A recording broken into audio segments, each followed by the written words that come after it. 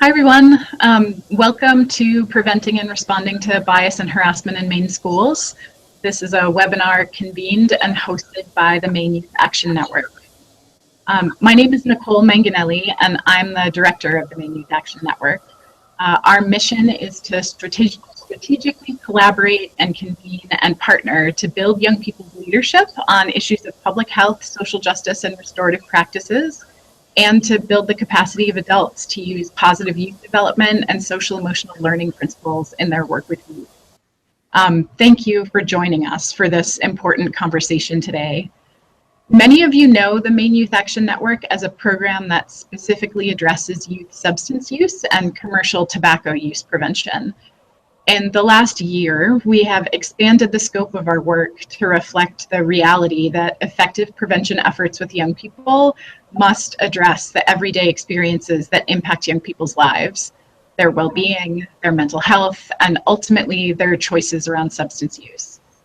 We must address experiences of bias, harassment, discrimination, and other forms of harm at school at both the interpersonal and systemic levels, from students who are living in poverty and LGBTQ students being targeted with slurs, threatened, and ostracized, to students of color being disciplined, suspended, and expelled at much higher rates than their white peers. We know that if students don't feel safe, they can't learn. It is our responsibility as adults to create environments in which all students have the freedom to learn and grow without fear of harm. So I wanted to start just by saying that sharing a little bit of data, and then I'll introduce our panelists and we'll move forward with what they have to say. In the past several weeks, Teaching Tolerance, the national organization, has been conducting an online survey about school harassment. Over 10,000 teachers and counselors and administrators and other school personnel have responded. And this is some of the information that we're getting from it. 4 in 10 of these educational professionals have heard derogatory language directed at students of color, Muslims, immigrants, and at people based on gender or sexual orientation or perceived gender or sexual orientation. And over 2,500 educators described specific incidents of bigotry and harassment that can be directly traced to election rhetoric, including property damage, assaults on students and teachers, fights, and threats of violence. A couple of things that I wanted to frame our conversation today with. The first being that the bigotry and racism and homophobia and xenophobia that young people in schools are experiencing in this moment is not new. As someone who's worked on school climate in schools across Maine for about 13 years, I have seen and heard from thousands of students and teachers and administrators across the state about incidents of bias-based harassment for many years. It's important that we respond to this as a moment of uncovering these long-held biases rather than treating them as brand new phenomenon. History tells us that people have been fighting prejudice and discrimination similar to this for a very long time. What is different today is that in the last year, and especially the last few months and weeks, we've seen an escalation in the widespread use of slurs and violent rhetoric on the very public stage of the presidential campaign. Mainstream media and social media have amplified this language and behavior, and it has started to become normalized on a much broader scale. So because of this, it's vital that schools directly address the impact of this language and this behavior. And today's panelists are going to provide you with some specific ways to do this. So without further ado, it is my pleasure to introduce today's speakers. We have Brandon Baldwin, who is the program manager of the Maine Civil Rights Team Project. We have Ken Coonan, who's the superintendent of the South Portland School Department. We have Jerome Bennett, who is the disproportionate minority contact coordinator at the Maine Department of Corrections. We also have Abby Maycock, coordinator, and Mike Frysinger, program manager of Maine Youth Court. And finally, we have Phil Mantis, who's the asylum coordinator attorney at the Immigrant Legal Advocacy Project. So thank you so much to each of you for being here today. Each panelist is going to speak for about 5 minutes, and then we'll open it up for questions, provide some additional resources, and go ahead and finish up. So I think we're going to start with Brandon. So Brandon, take it away. Thank you. Okay, thank you for being here as part of this webinar. And if you're watching this in the future, then thank you for watching the archive version on YouTube. We're excited to convene this group of panelists to have a real meaningful conversation about what we can be doing to address these issues of bias and prejudice that exist, especially in our school communities. So thank you for being here, and thank you to Mayan for organizing this. So my name is Brandon Baldwin. I run something called the Civil Rights Team Project, which is housed in the Maine Office of the Attorney General. And I'm not a lawyer, but because I work in the Maine Office of the Attorney General and I have some connections with law and schools, I want to talk specifically about the role of law, but more in terms of the role of school policies in addressing incidents, but also issues of bias and prejudice and discrimination and harassment in the school community. So let's just create an incredibly vague scenario, one that, as Nicole highlighted earlier, is one that unfortunately has become more relevant in recent times. Let's imagine there is an incident of bias and prejudice that occurs in your school community. And when I use the terms bias and prejudice, I use them a little more loosely than some other people. I don't think it's important that we get inside the head and the heart of the individual or the individuals who did this thing to figure out if they really mean it that way.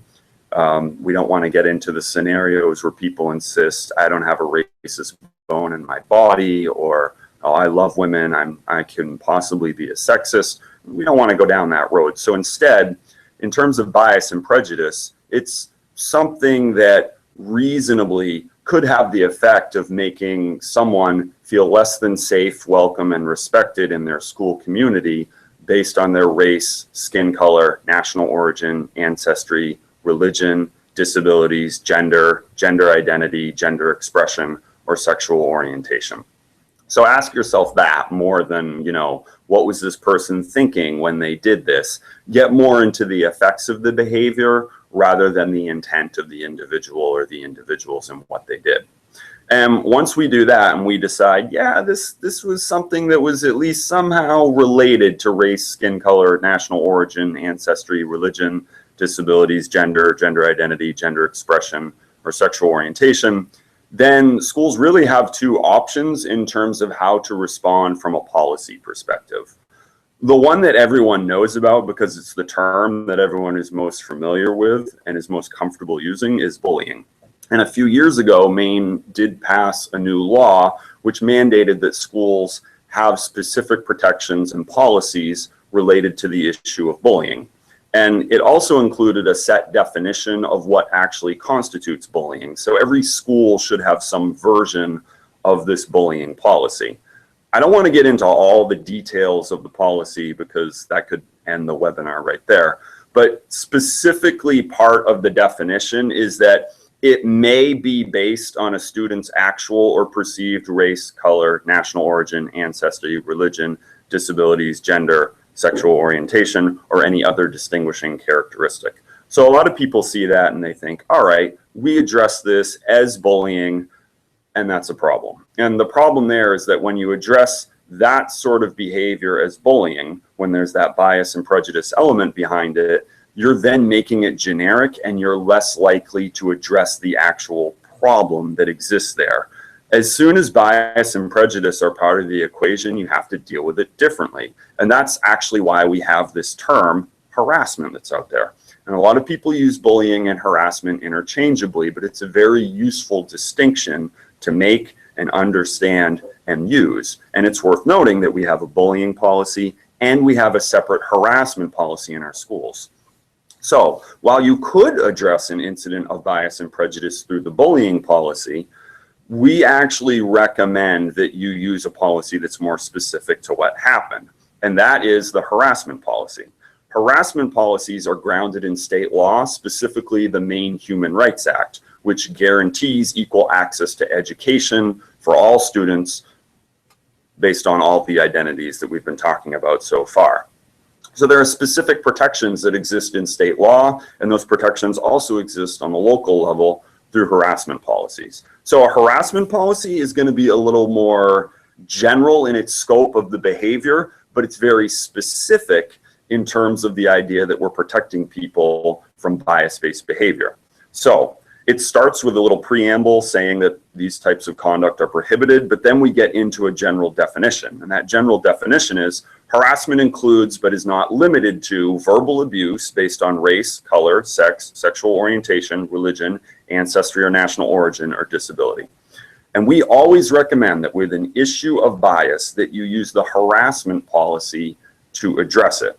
One, it's pretty expansive in terms of its definition. It includes, but is not limited to, verbal abuse. So that says it could be a lot of things. And really what we're focused on here is the effect that it has on individuals and the school culture and the climate. We've come together here in the state of Maine, but also as a country through federal civil rights law. And we agree that there are certain things based on their effects that are unacceptable in our schools, because we believe that everyone, and when we say everyone, we mean everyone should have equal access to education. So we recommend addressing issues using the harassment policy. One, because it grounds you in terms of understanding, this is about bias and prejudice. This isn't just an issue of bullying. And naming things is important. So it's important then that in addressing the issue, you then make that bias and prejudice component part of the discussion. It's important that you address it with the individual, that your behavior was problematic. We do not target individuals based on their racial identity or their gender or whatever the issue is there. That needs to be part of that discussion. It'll be useful in terms of reaching out to affected individuals, and affected individuals might include the direct target, but it could also include indirect targets.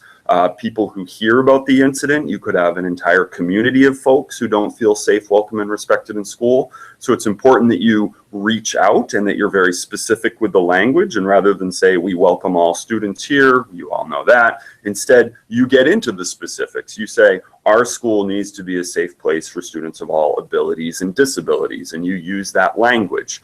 By using the harassment policy, you're more likely to sort of deconstruct the bias and prejudice that is a part of the issue. It's also going to be important from a prevention perspective moving on when you realize that these incidents are generally connected to larger issues. So if a student uses a homophobic slur, that's not just about that incident. That's about the issue of homophobia that exists within the school community. And it does exist in the school community because it exists everywhere. Students have learned that a great way to insult each other is by using homophobic insults, regardless of the targeted person's sexual orientation. And that is its own issue that needs to be deconstructed and addressed within that school environment. So it starts with the harassment policy, but ideally what it does is it moves administration and students and the school community towards thinking more about the overall issues which are important in terms of addressing these incidents. We have to get to the root causes, and part of that is naming the issue, and naming the issue means this is about bias, this is about prejudice, name it, then you can start to address it.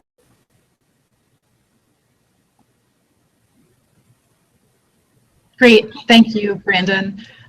Next up is Ken Coonan.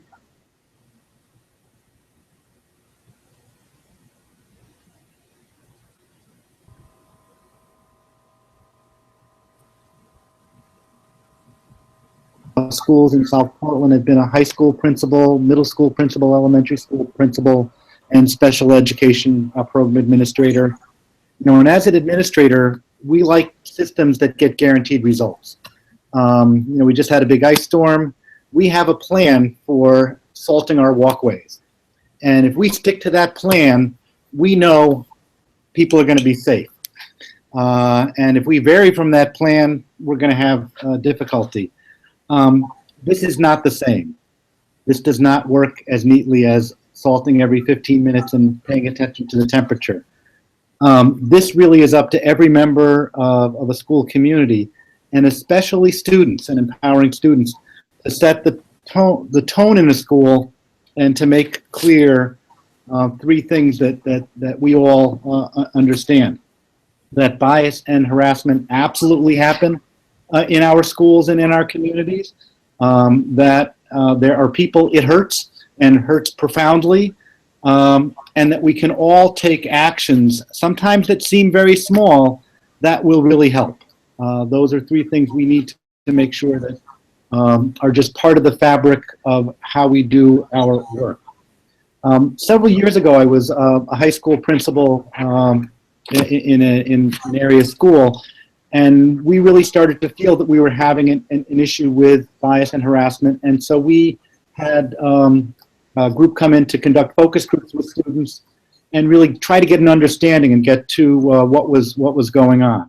Well, we heard a lot from students, and a lot of it was really, really upsetting. The kinds of things they were hearing in the halls, the kinds of things they would hear in the bathroom, on the playing field.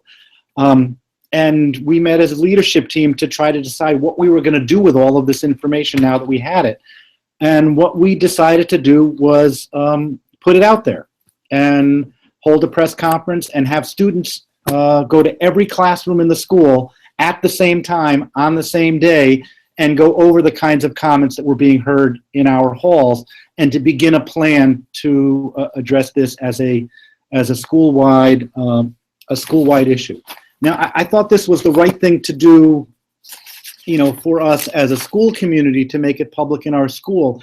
I did not anticipate the response we got around the country and the lesson it taught me, as an administrator. I heard from many, many states across the country. I had a woman from New Jersey who called me and said, in high school, if people had, if the administration of the school had said, this is a value to us, that people will not be harassed on the basis of who they are, who they fundamentally are, I could have put up with people calling me XYZ because I would know that the school cared. I would know that the administration, that it was their value that this not occur. Then I had a gentleman walk into my office and opened up his wallet and took out a little news clipping that was from 1962. This happened, I don't know, 2008 maybe. So he had been holding on to this news clipping for a very, very long time. And it was a news clipping about two boys having a fight in a bowling alley, and the superintendent of schools and the high school principal getting them together and just saying, oh, it's just boys will be boys. And the man said, no, it wasn't. They were targeting me because of my religion. I was called nasty names when I came to school. People spat at me when I came into school. My teachers made derogatory comments about my religion. And if we had just heard from the school that it was not okay, and that it was bias and harassment-based behavior, we would have felt better about it. So there's a lot that we can do as schools and as institutions to build this capacity, but it really comes down to working with our students, working with our staff, so that we're all understanding those important things, that it does happen, we have to name it, we have to understand how profoundly it hurts, and we have to all take small actions to address it. We certainly have policies. We certainly constantly review our policies to make sure they're strong, but that's not really where change happens. It happens in the hearts of our students and our staff, and that's really what we have to be about. Thank you very much. Great, thank you, Ken. Next up, we have Jerome Bennett. Hi, everybody. So my name is Jerome Bennett, and I am the Disproportionate Minority Contact Coordinator for the Department of Corrections. And in short, I look at disparities or disproportionality in the juvenile justice system, and I work with youth and family and stakeholders across the state involved in juvenile justice to further investigate to see if there's any disparities that exist. Something that's pretty consistent with the young people that I deal with is problems with the educational system where they experience bias and harassment, which is why I'm glad that we're convening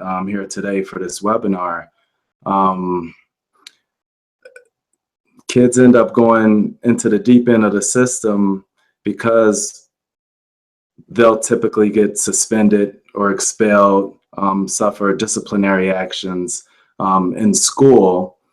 And once they're out of school, the likeliness of them getting caught up in the juvenile justice system significantly increases. And so the typical way that education settings deal with discipline is typically, there's a discipline problem that can lead to emotional and psychological damage for that young person. That can lead to behavioral problems that leads to more punishment. So the model, the traditional model that we're using is really punitive, and there's a lot of things that happen between, peer-to-peer conflict. When you talk about bias and harassment, we're dealing with, institutional bias. When we're talking about marginalized populations, there's a lot of inner dynamics that happens that where there's no discussion around.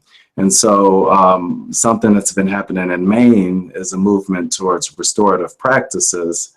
And, it's an alternative towards that punitive response, because really we're just contributing to that cycle of trauma in the way that we deal with it.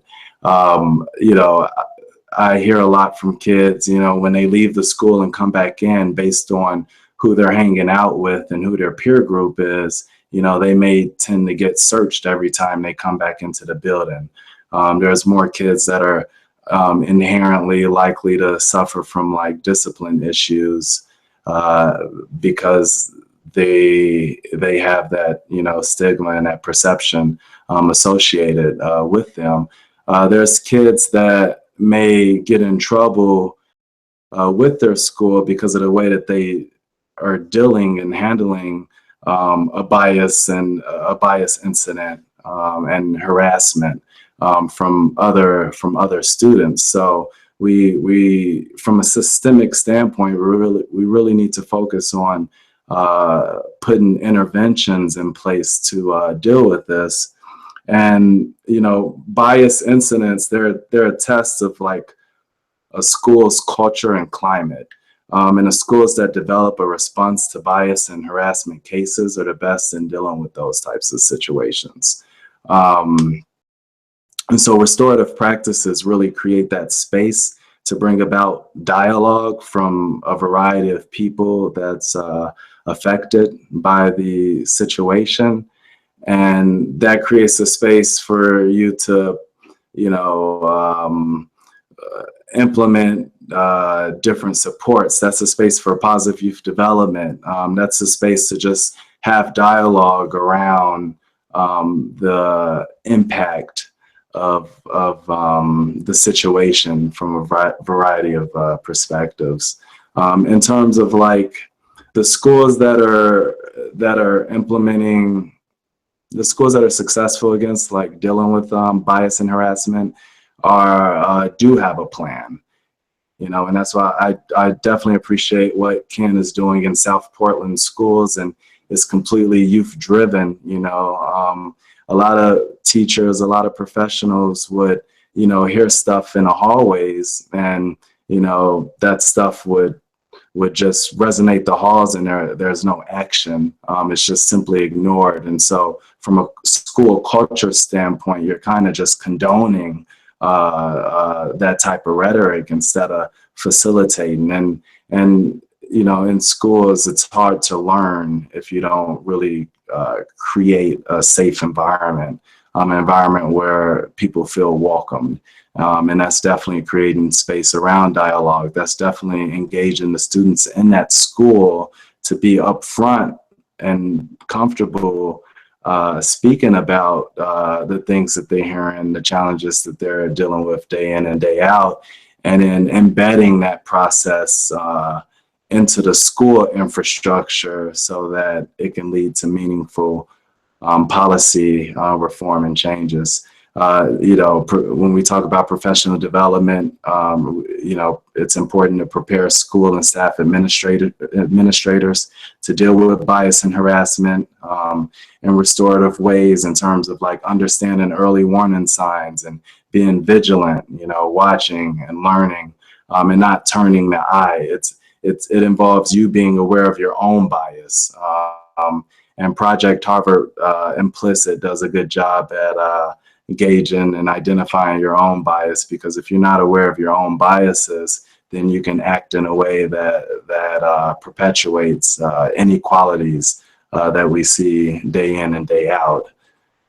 And so I recently took the test, and I associate Black people with weapons. And that doesn't necessarily mean that I'm racist. I just grew up in Chicago, and that was a part of the environment that I was exposed to. So my brain is wired to think a certain way. And if I wasn't conscientious about that, I can act in a way that is definitely, biased towards certain population. And so that's all I have to say. Thank you. Thank you. Thanks, Jerome. Next, we have Abby and Mike from Youth Court.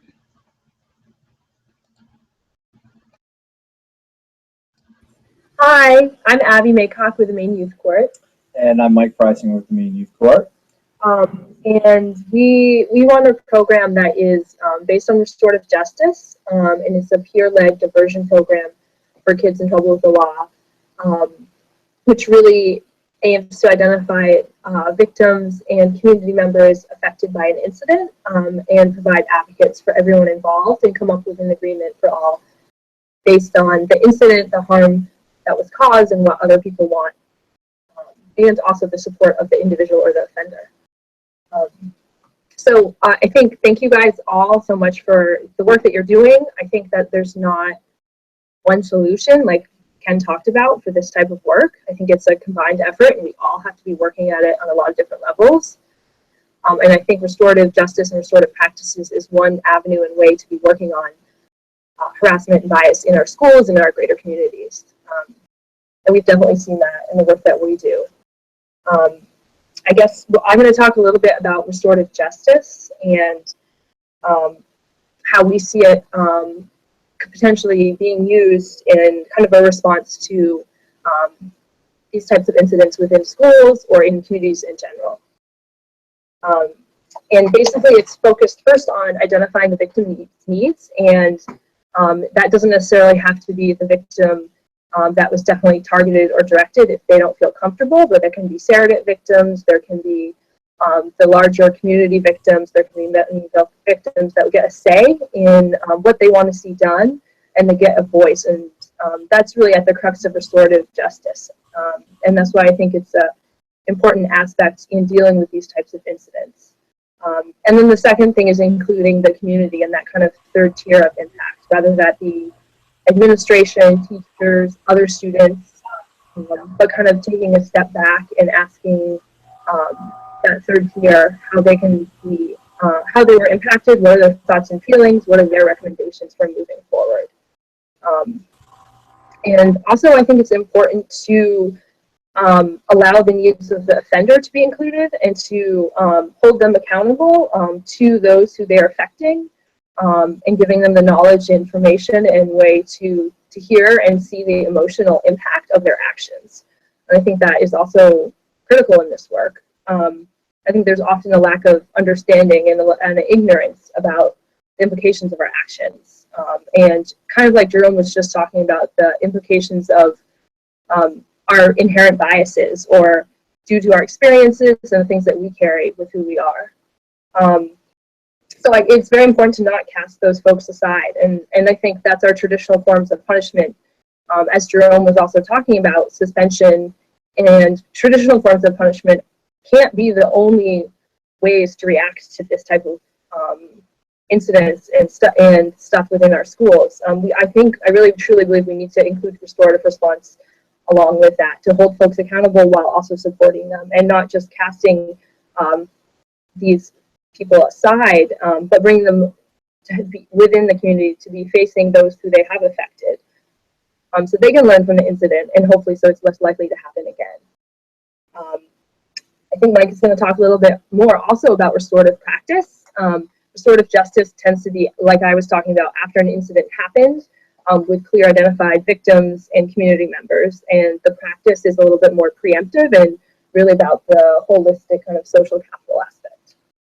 Yeah, restorative justice is a really hot topic right now. Our phones are ringing off the hook, particularly from schools who want to get more involved in implementing restorative justice and want to bring trainings into their schools. But I want to make sure that we talk about the more proactive work you can do with restorative practices. And restorative practices is really just another way to talk about building social capital in any given community, building and strengthening relationships between students and teachers, between that whole community and school administrators. We often see it implemented very slowly as a way to get to know one another, build structures for safe and effective communication, just getting to know the people that are in class with you, knowing a little bit more about your teacher, allowing your teachers to learn a little bit more about you. And then you can slowly start to work those practices into having more difficult conversations. What does it mean for a school to be a safe space? And how are we all involved in that? And then schools, and particularly, are better able to respond to bias and harassment if they have spent the time and done the work to build that social capital. If you have strong relationships between and amongst all those folks in the community, you have that trust, you have a safe structure for communicating. If and when something happens, in particular, know what to do and how to respond. We often hear from schools who have taken restorative practices really seriously that after something happens, the kids say, "Can we please have a circle?" They start putting all their chairs in a circle. They get used to communicating in that way. They get used to listening with the intent of understanding, using a talking piece if that's what the community chooses. And so it's a really great way to build and strengthen those community ties so that if and when something happens, we as a community are ready to respond to. Thank you. Great, thank you both. I'm going to turn it to Phil as the last presenter. Hi, everyone. How are you? Thanks for having me. And thanks to all the viewers out there. So again, my name is Phil Mantis. I'm the legal director of Immigrant Legal Advocacy Project, which is a legal aid organization in Portland, Maine that assists Maine residents with immigration matters, legal matters. We're the only nonprofit, statewide nonprofit in Maine that does this kind of work, and we're very small. Thank you, Ken. And as Ken mentioned, just on on the side here, that is his wife, Beth Stickney, founded this organization many moons ago. I've been with the organization since about 2014. So what I've been tasked with today is discussing how to respond to student, parent, family concerns related to immigration law, and that's stemming from the rhetoric that came out of the next administration's campaign. And a lot of people are now concerned about what could happen in regards to the immigration laws under the new administration. So first, I think what we need to talk about is how our laws are created, immigration laws are created, and who has the power to change them. So our immigration laws are based on obviously the U.S. Constitution, our treaties that we're party to, and statutes, and of course there are corresponding regulations that are created by administrative agencies. So although Trump has made a lot of campaign promises regarding to immigration and how he wants to change immigration, there's a lot of things that the president can't do without Congress's consent. In fact, Congress has to act to change most of our immigration laws. So things like processes or pathways to achieve permanent resident status, or how the government could take away permanent resident status, cannot be changed unilaterally by the president. It requires an act of Congress. Same with asylum, which is there's, the state of Maine has a very significant asylum seeking population. Asylum, the reason why we have an asylum process is because we are party to an international treaty. So in order for us to have significant changes to the asylum process, we would have to take ourselves off that treaty. I don't think that would happen anytime soon. Where the president can have immediate power, have immediate impact in the immigration world would be in the realm of enforcement. Immigration Customs Enforcement is part of the Department of Homeland Security, and we could see a relaxing of the current enforcement priorities that Immigration Customs Enforcement has implemented. Immigration law is a creature of federal law. The states don't have really any power over our immigration laws, and also don't have a lot of power doesn't have any power over the enforcement of immigration laws. Sometimes Immigration Customs Enforcement can work in conjunction with local law enforcement to try to find people who they feel have run afoul of our immigration laws and could be removable from the United States. But local police, state police don't have any power to arrest people for immigration violations or perceived immigration violations, although they could alert Immigration Customs Enforcement to individuals who they feel may be in the United States without authorization. Currently, under the Obama administration, they've pretty much capped out in terms of how many people they are able to remove from the United States every year based on their current resources, which is about 400,000 people a year. Because Immigration Customs Enforcement can't remove everyone from the United States, they have to prioritize those who they would that they're looking for. And right now, the top priority are individuals who have been ordered removed from the United States previously by an immigration judge and may have criminal matters, and also recent arrivals to the U.S. Now, ICE could, of course, change that policy at any time, and that could be even without the president acting. That could just be the Secretary of Homeland Security, whoever that's going to be.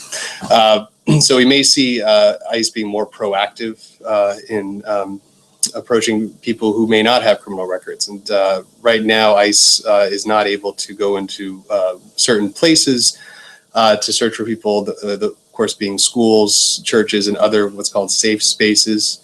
But it's still good for families who are who have family members who are documented or unsure of their current immigration status to talk to an immigration lawyer to see exactly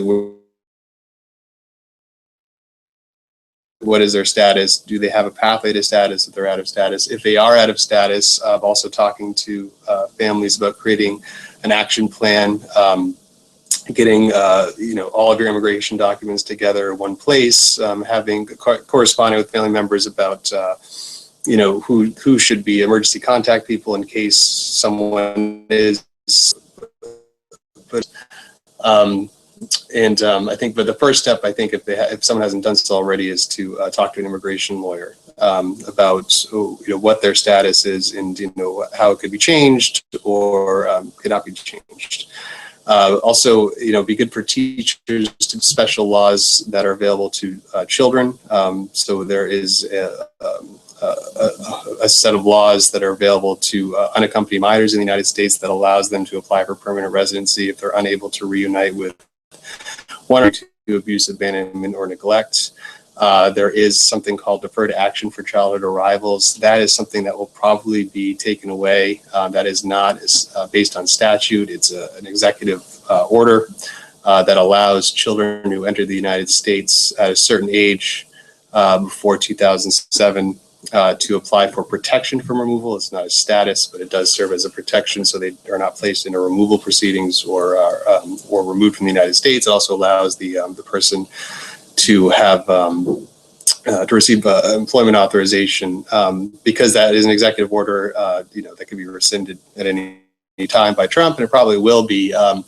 Right now, we are assisting people with renewing this deferred action enrollment. So if someone has received it already, they do have to renew it every couple of years. Right now, we are advising people to renew it if they already have it, but not to file for it now if they didn't receive it previously, because it can act as like kind of a registry. for people who are undocumented in the United States that the government could look at and it could use as a tool to enforce removal laws. So that's pretty much all I have planned. But any questions anyone has, I'm welcome to. Great, thanks, Phil. So we have a few additional questions that we'd like to ask the panelists. We haven't gotten any questions from the audience through Facebook or through the YouTube channel yet. And so we actually do have a couple things that we would love it if a few of you would be willing to speak to just a little bit more.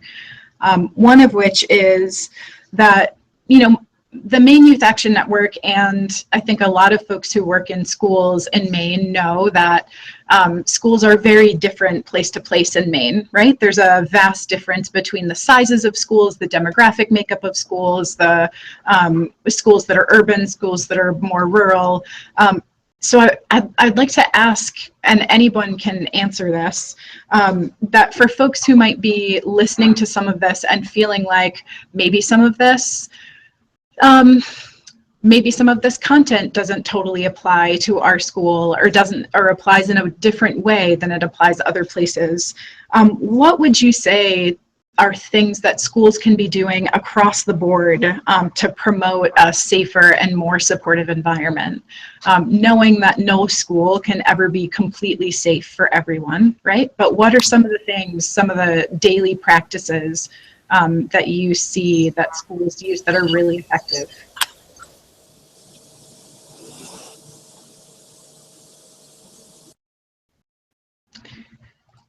Looks like Ken.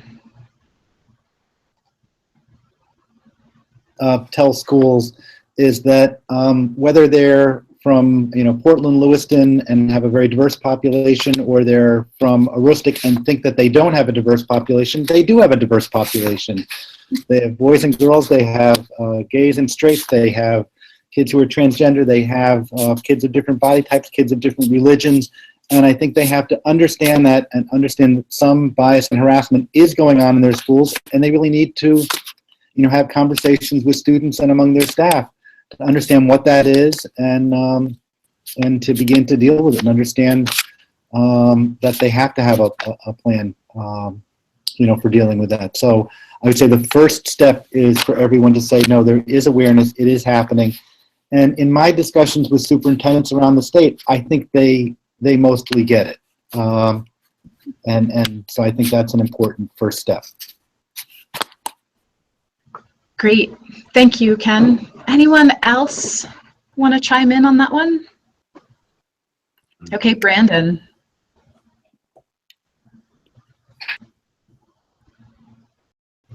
Oops. Brandon, you're still muted.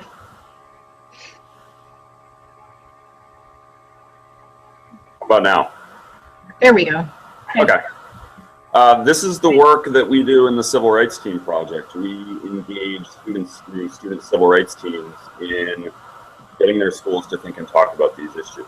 And I think what I just said right there is important. There are two key parts. One, don't outsource the work. This work is way too important to just have someone else come in and to expect that they're going to perform miracles. Like, to really do the work and do it well, you have to engage the people in the school community. And if you're doing that and you're not engaging student voices in that process, then that's not good enough. Administration and adults and students need to be a part of whatever it is that happens. So don't outsource the work. Get outside help, including the people that we have on this panel today, but don't outsource the work and think that someone else is going to do it. The other thing that, and this is pretty general, but everyone needs to develop some level of comfort in talking about race, skin color, national origin, ancestry, religion, disabilities, gender identity, gender expression, and sexual orientation. One of the most valuable things that we can do in our schools is develop students' comfort level in participating in those conversations, regardless of their identities. And that's a really important thing. So the rural school that insists that they have no diversity, and I really like what Ken said to point out how wrong of an idea that actually is.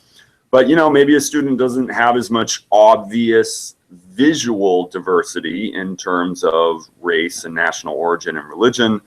Those kids need to get comfortable in these conversations too. You know, people shouldn't be shielded from these conversations because they happen to be of a privileged identity. It's important that they participate in these conversations too, because I think everyone on this panel would agree that in general, those are the people who shut down these conversations when we try to have them in a meaningful way. So it's important that everyone develop the ability and the empathy to meaningfully participate in conversations about bias and prejudice.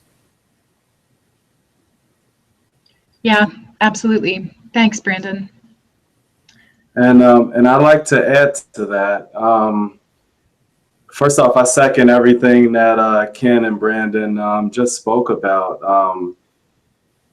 And for schools to really create that space around dialogue and informing. National problems merit like a collective response. And so what I see a lot of the time, you know, you have these, well, first off, the election brought to light, you know, brought to the surface a lot of issues that people are dealing with and going through on a day-to-day basis. It just brought everything to the surface. And, you know, I've just worked with a lot of kids that are frustrated by things that are happening nationally, and there's no place for them to really have a facilitated dialogue around those situations, and especially when it hits close to home and there's so much like emotion involved. You have to have an outlet for that. And, you know, with the education system, putting people in a position to learn, and part of that is to create that environment. So you have to have that healthy discussion.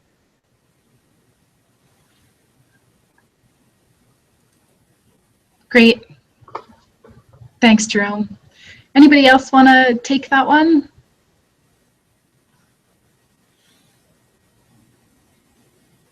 Looks like Abby, maybe? Yeah, I just unmuted us. Yeah, I mean, I feel like echoing a lot of what everyone just said. I think dialogue is really important, and trying to create safe spaces for youth to have conversations about what they're facing at school, what issues are they facing at school, and what they can do about it. Providing, and maybe that's the civil rights teams, maybe that's like different clubs or groups or spaces that folks can create at their schools. I think another thing that's really important is, like I think was echoed earlier, is don't ignore it.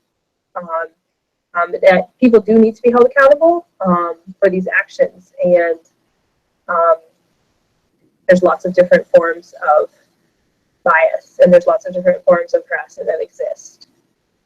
And as you guys said, there's not one school that doesn't have it at. And so if there's a strong kind of way to have accountability, and you know, you're not seeing certain kids get away with things that other kids are not getting away with, and everyone's being held accountable for these actions across the board, then I think that also is something that we can all do within our schools to prevent this stuff. And I just echo what Ken and Brandon said about bringing the youth voice to the table in those conversations. When Abby and I do this work with adults in schools, and we're talking about some of these more controversial conversations that we're encouraging them to have, I can see them thinking about, you know, state and federal mandates and school policies, and what's my school board going to think, and what's my superintendent going to think. But the kids that we train in restorative justice kind of think, duh, this is just how we want to be treated, and you know, we want to be on this basic one-to-one connection with people. And it's really refreshing. And so inviting them giving them the space to push us to have some of those more difficult conversations that I think sometimes some of us would just prefer to ignore and maybe hope that it would go away, but allow them the space to really push us and let them lead some of those conversations. Yeah, absolutely. Great. Thanks, y'all. And just wanted to add to that, to the points about youth voice that people are making. You know, when we were putting together this panel, made a really conscious choice to do this first webinar asking adults who work with youth about the things adults can be doing in school environment to make them as safe and respectful as possible. You know, I think youth voice in that process, we obviously believe is incredibly important, and we're striking a balance, right? We also don't want to place undue burden and pressure on young people to be doing the work of keeping their school environment safe for them. I think young folks have brilliant insight about school climate and about the best ways that to address issues of bias and harassment when they come up. So I think any strategy should be informed by youth voice, right? But we also want to be conscious of our responsibility as adults and as educators and administrators and, you know, program staff to be doing everything that we can to leverage the power that we've got access to make these environments as safe as possible. So we're getting down to about the last 5 minutes of the webinar. Just a couple other things that I was curious about. I was wondering if we could do just sort of a quick shout out of other programs or initiatives that you know of that can support schools in dealing with issues of school climate, that are also doing really good work with young people to amplify young people's voices. I was thinking as folks were talking about circles a little bit earlier, about Maine Wabanaki Reach and the educator workshops that they have been doing around the state, and how important it is when we are talking about restorative practices and restorative justice to really name and acknowledge and ground that in the fact that those practices come out of Indigenous communities globally and here locally, right? The 5 tribal communities in Maine. So other programs or initiatives that you see that can support schools in helping to address these issues?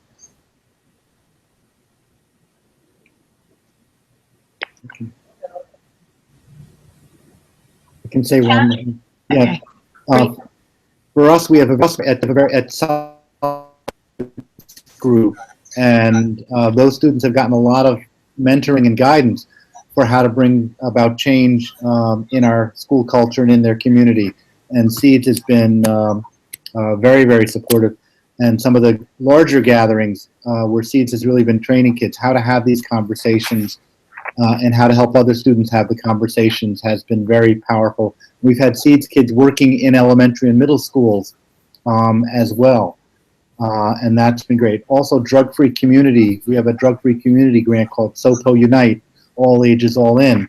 And I think that's going to do a lot of work over the next few years of helping students engage in building up social capital in their community to support all students.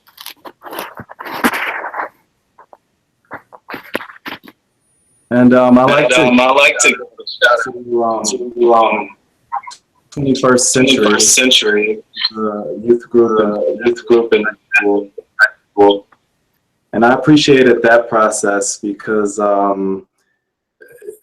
it was a group of young people that saw that kids of color at their school were getting disciplined, suspended, and expelled at their rate.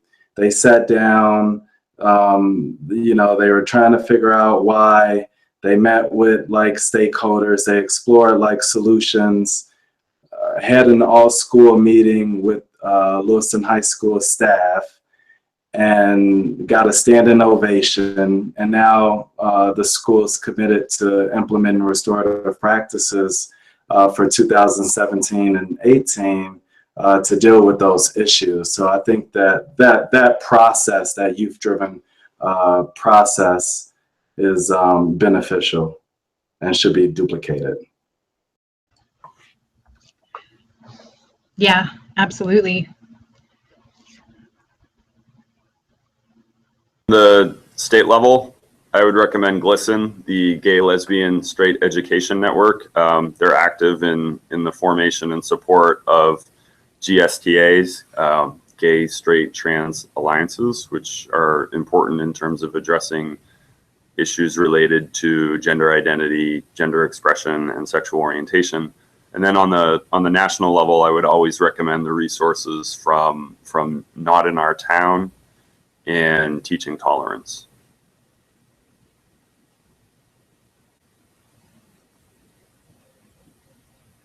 Great, thank you. Looks like Abby and Mike might also have a couple ideas.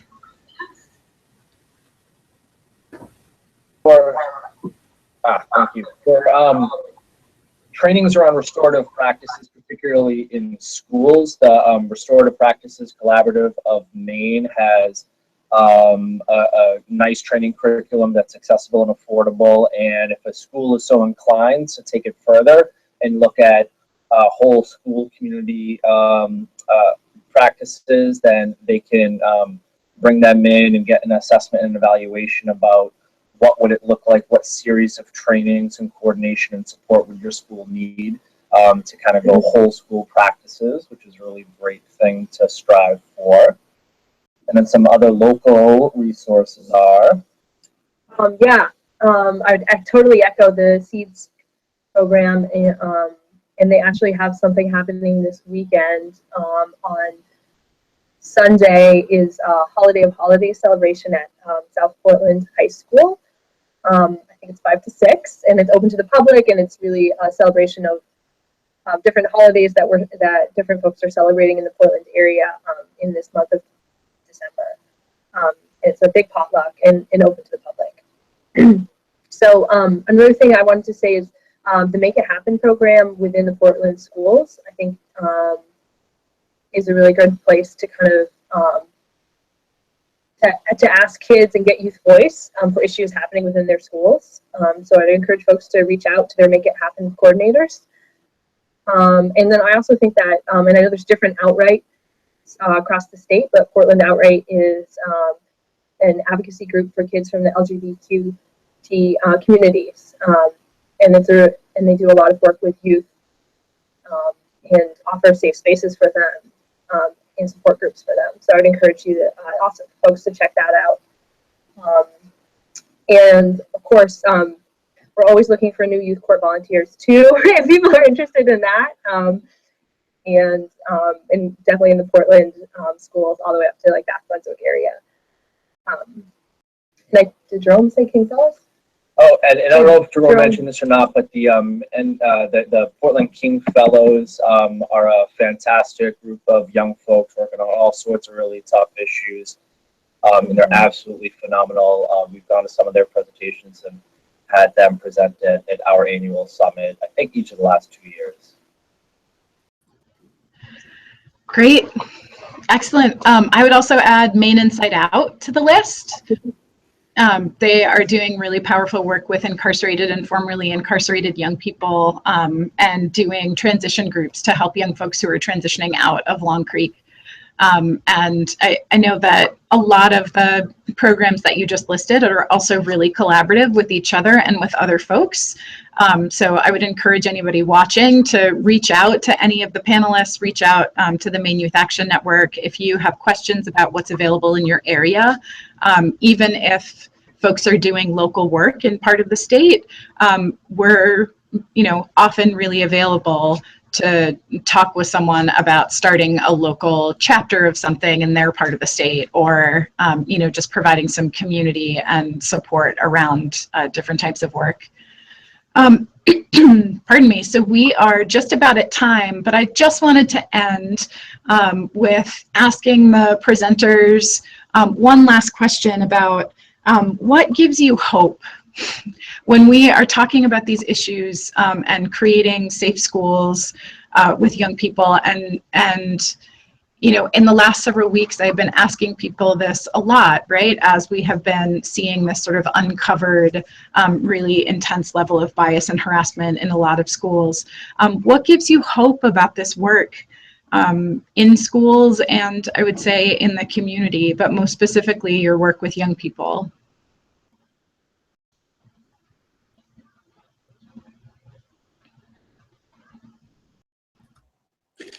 Yeah, I can answer that. What gives me hope is just the many young people that I work with statewide who actually want to see change and actually speak up about the things that they're dealing with day in and day out. I have a lot of respect for it, and there's young people out there that are mobilizing and engaging and asking the right questions so that they can see meaningful change. So that's what keeps me going. Great, thank you. I saw lots of nodding heads on the panel as you were talking. I think that's really true for a lot of us. Anybody else want to answer that one?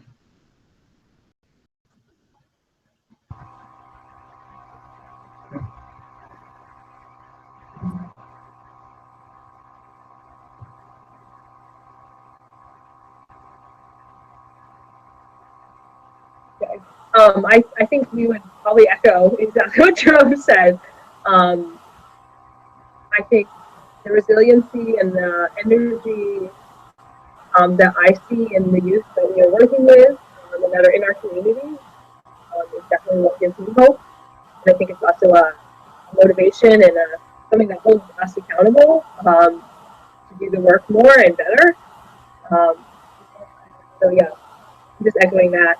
Yeah, and we need a lot of young folks who have been part of a civil rights group at a school, who have participated in King Fellows or gone to a solidarity training, and so just the number of young people who are passionate about these issues and who are connected with such amazing community groups just absolutely blow me away and give me hope that sooner or later we're going to get it right. Yeah. Looks like Brandon and then Ken.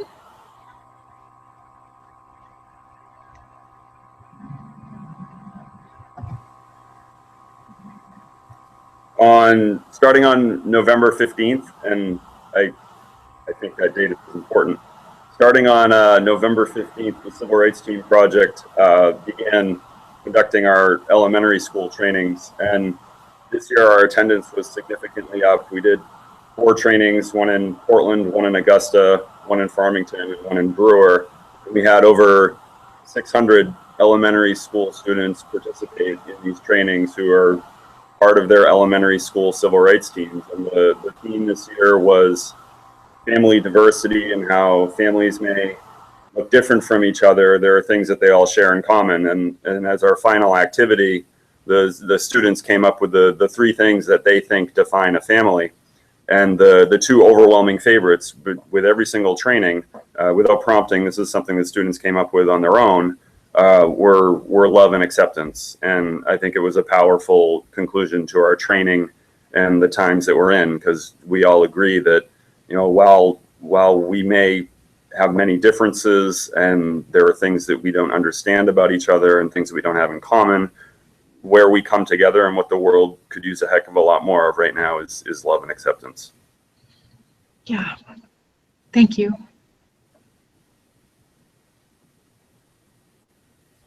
Absolutely agree. I'm a little bit older than the other panelists. I'm a child of the 60s, so I lived through a period with some fair amount of social upheaval, but I've never seen young people more articulate about and committed to equity and social justice as I've seen at this point in my career.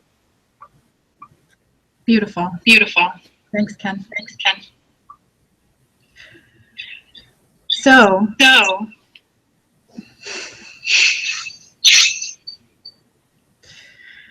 So I think that we're going to go ahead and wrap up. I just want to say one last real heartfelt thank you to our presenters for pulling this together together so quickly.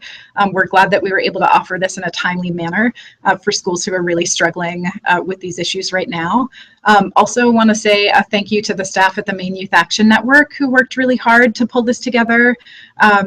And special thanks to Alistair Lawson, the Network and Partnerships Coordinator at Mayan, who helped with the tech and that made this possible. There's more resources on Mayan.org, especially including a resource list about school-based bias and harassment post-election that we sent out last week or the week before last. You can find that on our resources page under awareness building.